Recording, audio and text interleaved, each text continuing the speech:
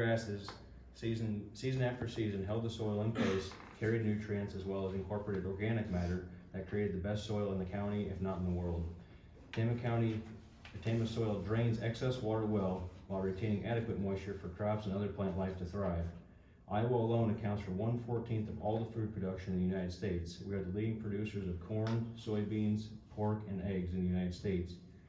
Farms have been the lifeline of not only our county, but our state for generations and generations. Cover crops, less invasive tillage practices, terraces, field tiling, and buffer strips around creeks are all examples of ways that farms have either been or have been or are currently starting to use to preserve more of our precious resources that we have, like our soil.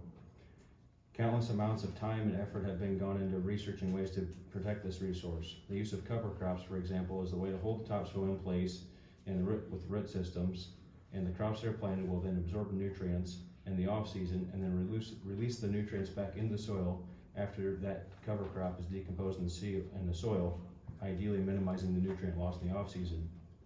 Considering all of this, among other things, it seems preposterous to me to litter any amount of our county with wind turbines. Concrete structures are known for their ability to stand up to the hands of time. Take the Colosseum in Italy, for example. It was completed in the year 80 AD. That's nearly 2,000 years ago. A more recent example, if you want to call it that, is the Eddystone Lighthouse in Cornwall, UK, which was built in 1759 and is still standing tall. However, this concrete has no place in our precious farm ground that took so long to develop. The lifespan of wind turbines has been claimed to be anywhere from 15 to 30 years. Past wind projects around the world seem to indicate that 15 years is more likely accurate, and in many cases less than that. Nonetheless, the lifespan of the turbine and the little energy that produces is trivial compared to the centuries or perhaps millennia that it will take. It'll take a toll on our county with dealing with the remnants of these so-called green energy products, all at the expense of the residents and landowners for generations to come. The huge foundations do not decompose and they do not erode. They're here to stay.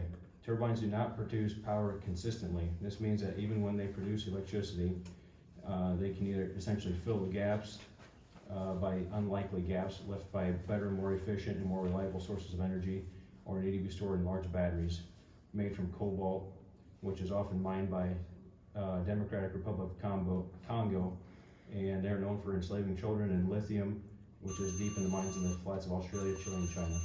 Thank you.